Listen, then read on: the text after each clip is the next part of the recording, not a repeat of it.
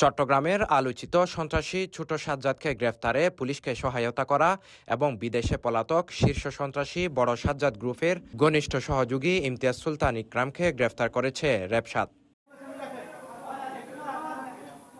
মঙ্গলবার ১৭ ফেব্রুয়ারি সন্ধ্যায় নগরীর আরফিননগর এলাকার বায়েজিদ লিং রোড থেকে এক সহযোগী সহ তাকে গ্রেফতার করা হয়। পরবর্তীতে তার বাসায় তল্লাশি চালিয়ে দুটি বিদেশি পিস্তল ও বিপুল পরিমাণ গুলি উদ্ধার করে র্যাব সদস্যরা। অস্ত্র ইমতিয়াজ একরাম সে অস্ত্র কেনাবেচা করার জন্যই গিয়েছিল। সিসি ক্যামেরায় যাদেরকে দেখতে পেয়েছেন তাদের সাথে হয়তো তাদের ডিল হচ্ছিল। আমাদের অভিযানিক দল সেখানে হিট দেওয়ার পর একরাম এবং তার সহযোগী আজাদ এই দুজনকে অস্ত্র এবং অ্যামুনিশন সহ প্রথমে গ্রেপ্তার করে। এই দুজনকে অ্যারেস্ট করতে পেরেছে, তারা পালিয়েছে। আর বাকি যেটা পেয়েছে সেটা তার বাসায় তার ওয়ার্ড্রপের ভিতরে টিপি রেখেছে, যেখানে সেটার নিচে ওয়ার্ড্রপের ভিতর থেকে পিস্তল এবং অ্যামুনিশন উদ্ধার করেছে। বুধবার দুপুরে নগরীর ছাদগাঁও ক্যাম্পে আয়োজিত এক সংবাদ সম্মেলনে এসব তথ্য জানান র্যাব ৭-এর অধিনায়ক লেফটেন্যান্ট কর্নেল হাফিজুর রহমান।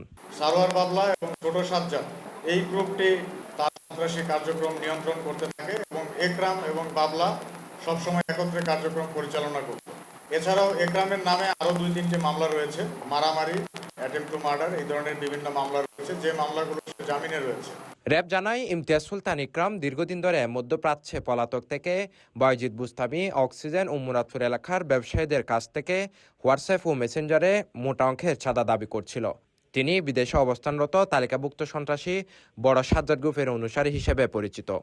একরাম যে সন্ত্রাসীটা গতকালকে আমরা গ্রেপ্তার করেছি, সে এই সাজ্জাদ গ্রুপের একজন কুখ্যাত সন্ত্রাসী ছিল।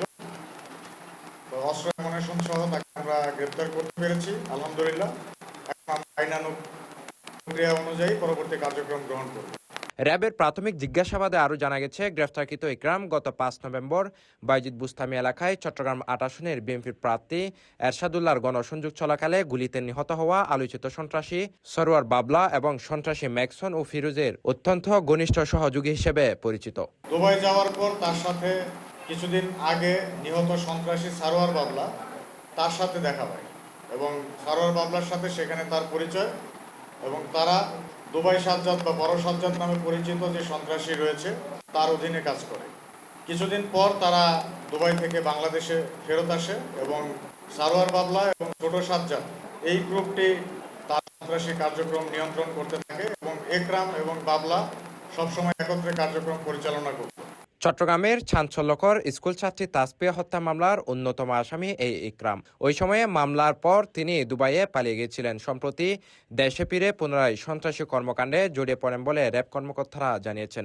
ইকরাম ২০১৮ সালে সংঘটিত চাঞ্চল্যকর তাসপিয়া হত্যাকাণ্ডের একজন আসামি ছিল এবং সেই হত্যাকাণ্ডের আসামি হওয়ার কারণে সে গ্রেপ্তারের ভয়ে বাংলাদেশ থেকে পালিয়ে ভারত হয়ে দুবাই চলে যায়।